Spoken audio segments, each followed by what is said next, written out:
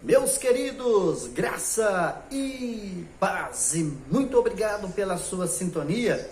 E vamos por mais ou para mais um tema que eu considero muito importante. O tema de hoje é: nós em graça não podemos cometer esses erros que eu vou apresentar agora. Esses erros, eles eram e são cometidos pelo sistema religioso e muito. Quando eu estava lá, eu detectei esses erros ainda lá. Inclusive, eu criei um quadro lá, coisas que aprendi errado, lá dentro do sistema religioso. Eles começaram a ficar bravos comigo. E houve aceitação, houve rejeição, mas as coisas que eu fui descobrindo, eu fui passando. E vamos que vamos, né? E era o básico. Uma certa feita eu apresentei esses detalhes para um pastor, ele falou assim: mas isso aí não afeta a nossa salvação, e então não tem problema. Eu virei para ele e falei assim, lá no sistema religioso, eu falei com ele, sim, mas se nós estamos errando na interpretação de coisas mínimas, imagina as coisas mais importantes. Aí ele ficou calado. E assim, graças a Deus, eu venho conhecer a graça, né? E falando aqui que eu vou comprar um boné, um camarada mandou comprar boné, porque aqui eu tô gravando num lugar onde o vento passa pra lá e sobe pra cá e passa pro lado de lá. Aí o que acontece? O meu cabelo fica trabalhando e falou, coloca um boné. Só que eu tô sem boné. O boné que eu tenho ali não dá pra gravar não, porque ele é meio coisado. Muito franciscado, aí não tem jeito. Eu vou comprar um boné bonitinho. Quando eu for gravar aqui embaixo, vou colocar um boné e eu vou ficar bonito. Aí eu vou ficar bonito, ficar tudo coisado. Porque senão não tem jeito não, meu irmão. Muito bem. Vou dar dois exemplos. Preste atenção nos exemplos. O cabelo, deixa o cabelo, tá bom? O cabelo é bom. Graças a Deus que tem cabelo, né? Olha, deixa eu te falar. Vou te dar dois exemplos, mas não significa que são apenas esses dois exemplos. Eu peguei aleatórios, mas são dezenas e centenas, e alguns deles são cometidos em graça. Alguns erros são cometidos em graça. Provérbios 8, versículo 17, diz assim, 8:17.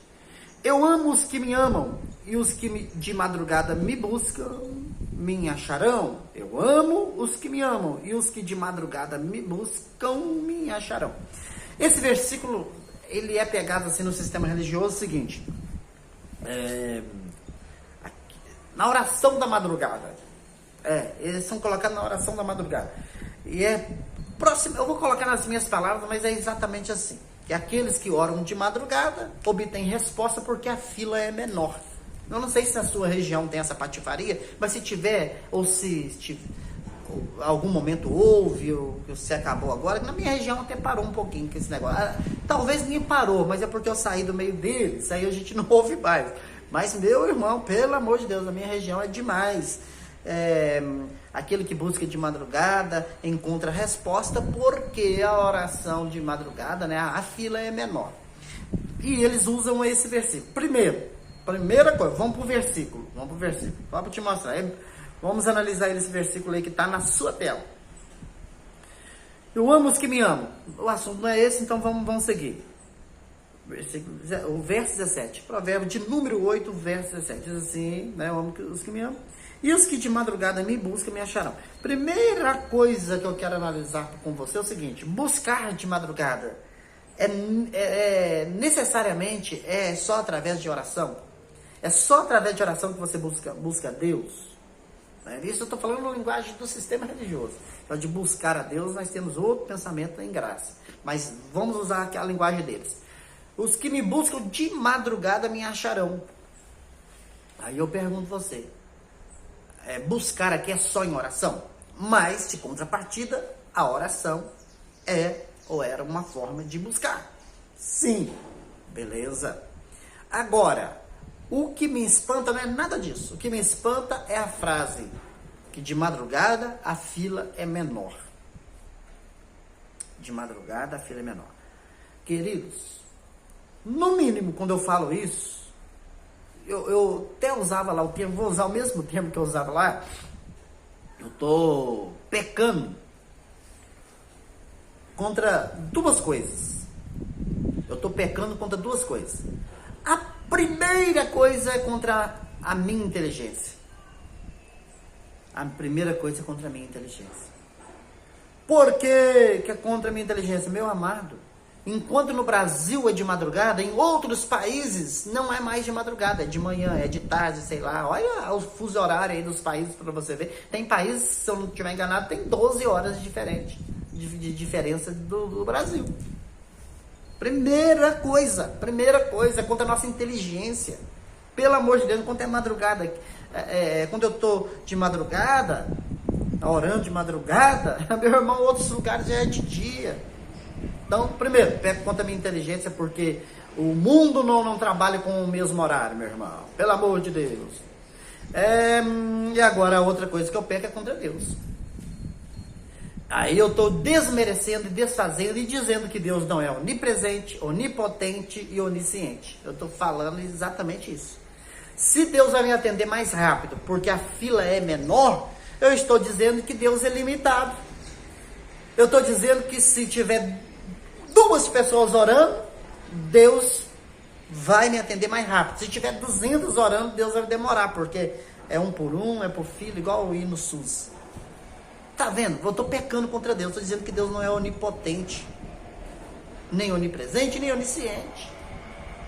E essa moto também, ela está pecando. Por quê? Porque ela não está respeitando eu gravar o vídeo. Porque se a pessoa soubesse que isso é errado, ele não dá pra fazer também. Ele está passando lá na hora do vídeo, meu irmão. Pelo amor de Deus.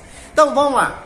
Volta aqui. Deixa a moto passar. E vamos continuar. Eu não vou editar vídeo, cortar vídeo não, que é muito chato também. Pelo amor de Deus, vai desse jeito, mas com amor, com carinho e dedicação.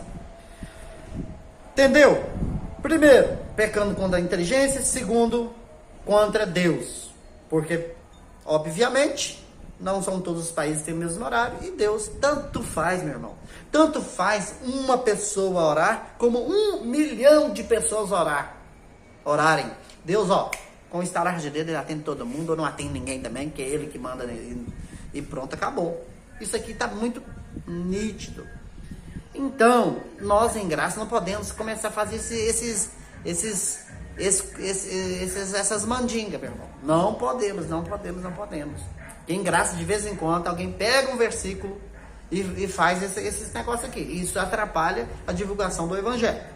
Vamos para outra aqui, que é 2 exemplos que eu falei. 2 exemplos. O outro exemplo é Mateus 17, o versículo 20, fala assim: E Jesus lhes disse, por causa da vossa pequena fé, porque em verdade vos digo que, se tivesse fé como um grão de mostarda, direis a este monte, passa daqui para colar, e hão de passar, e nada vos será impossível.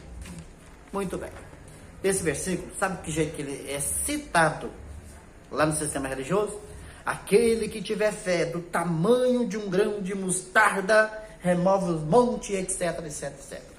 Meu amado, o versículo não está falando do tamanho, está falando como. Está escrito aí como, não é do tamanho, mas isso muda alguma coisa? Mas muda tudo, meu irmão, muda tudo. Por quê? Primeiro, fé do tamanho do grão de mostarda, a pessoa que tem fé do tamanho do grão de mostarda, dentro da visão do sistema religioso, nem salvo ele é. Nem salvo ele é. Por quê? O que mais Jesus xingava o povo é por causa da fé pequena. Homens de pequena fé. Homem de pouca fé. Que aí tem um negócio lá, chamou os outros de meme lá, falando que Jesus estava chamando os outros de chaleira, de garrafa de café, porque homem de pouca fé. Nossa, isso é muita coisa, né? Mas tudo bem. Então, se Jesus xingava para o homem de pequena fé. Não. Então, como que ele vai falar que quem tem fé, tamanho de um grão de mostarda, que na época era o grão mais pequeno, a semente mais pequena na época era o grão de mostarda. Aí vai apoiar, então quem tem que ter fé do tamanho do grão de... Então, seria uma fé pequeníssima, seria suficiente. Jesus falou que não. Jesus falou assim, pode parar com isso aí, vocês têm que ter fé, etc, etc. E o versículo está dizendo que a fé tem que ser como? Como que é como? Vou te explicar. Era a menor semente, mas se era plantada, crescia e se tornava uma grande árvore que até os passarinhos faziam as suas casas lá. É isso? Eu não vou nem citar essa passagem porque não é o tema, só estou dizendo, só é suficiente você olhar para esse versículo e ver que não está escrito do tamanho, está escrito como. E prova disso é só você ler, por exemplo, 1 aos Coríntios, capítulo 3, versículo 2. Ainda que eu tivesse o dom de profecia e conhecesse todos os mistérios e toda a ciência, ainda que tivesse toda a fé, de maneira que transportasse os montes, e não tivesse amor, nada seria. Vou repetir a parte do tema hoje, ó. Ainda que eu tivesse toda a fé, de maneira que transportasse os montes. Sabe o que o Paulo está falando? Que para transportar os montes tem que ter toda a fé. Não é uma fé grande, não, é mais do que grande. Eu não estou entrando em mérito se tá falando literal, espiritual, obviamente não está falando aqui monte literalmente, né? Porque senão já haja monte. Aí o monte, você ia acordar, um monte estava aqui. Aí de noite o monte estava lá. E aí você vai, o monte foi para lá, como veio para cá, porque o Zezinho orou para cá, e a Joana orou para lá, e o monte foi para cá, e o Cristovino orou, e o monte começou a andar sozinho. Não, meu irmão, não pode ser isso não. Então, eu quero dizer, em graça não podemos ter esta patifaria. Nós temos que ter o zelo, o cuidado de olharmos para o versículo, extrairmos dele o que realmente ele está dizendo. Se está dizendo lá que é aquele que não tiver fé como um grão de mostarda, não posso colocar do tamanho, porque não está escrito isso. E olhar também o contexto. Então, é aquilo que o sistema religioso gosta de falar e não praticar, que é a exegese e a hermenêutica, usando as duas coisas. E assim nós vamos crescendo em graça, tá bom? Muito obrigado. Inscreva no canal, deixa um comentário, deixa o seu like e compartilha. E tô indo até o próximo vídeo. Obrigado, fui.